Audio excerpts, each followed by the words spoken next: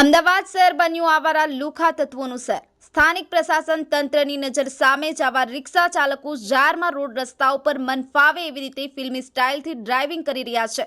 જાણે કોઈ જ પ્રકારનો ડર ના હોય તેવી રીતે ફિલ્મી સ્ટાઇલથી રિક્ષા ચાલકો જારમાં રાત્રિના સમયે જોવા મળે છે।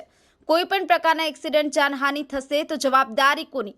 આવા અનેક પ્રકારના પ્રશ્નો સવાલો સ્થાનિક પ્રશાસન તંત્ર ઉપર પણ થઈ રહ્યા છે।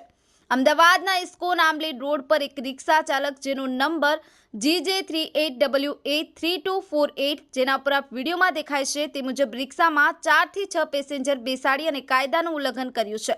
તેમજ અમને ઓનલાઈન રિક્ષા નંબર ઈ-મેમોમાં ચેક કરતા જાણવા મળેલ છે કે તેના પર કલમ 5 લાગેલ છે।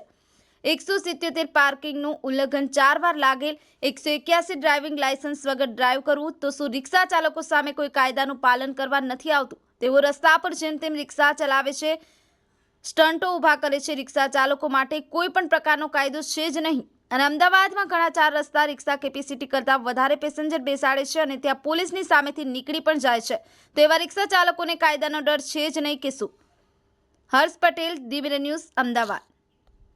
નમસ્કાર મિત્રો, હું ફિરોઝ ઈરાની આજે તમને એક નવી વાત કરવા આવ્યો છું।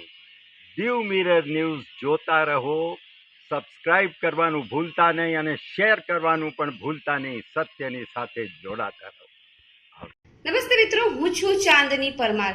આપની મનપસંદ ચેનલ એટલે કે દીવ મિરર ન્યૂઝ ચેનલને લાઈક કરો, શેર કરો અને ફોલો કરો અને હા, તેમાં દરરોજ તાજા સમાચાર જોવાનું ભૂલશો નહીં। દીવ મિરર ન્યૂઝ દરરોજ લાઈવ અપડેટ ગુજરાત રાજ્ય દેશ દુનિયાના તમામ બ્રેકિંગ સમાચારો નિહાળો દીવ મિરર ન્યૂઝ ચેનલ પર।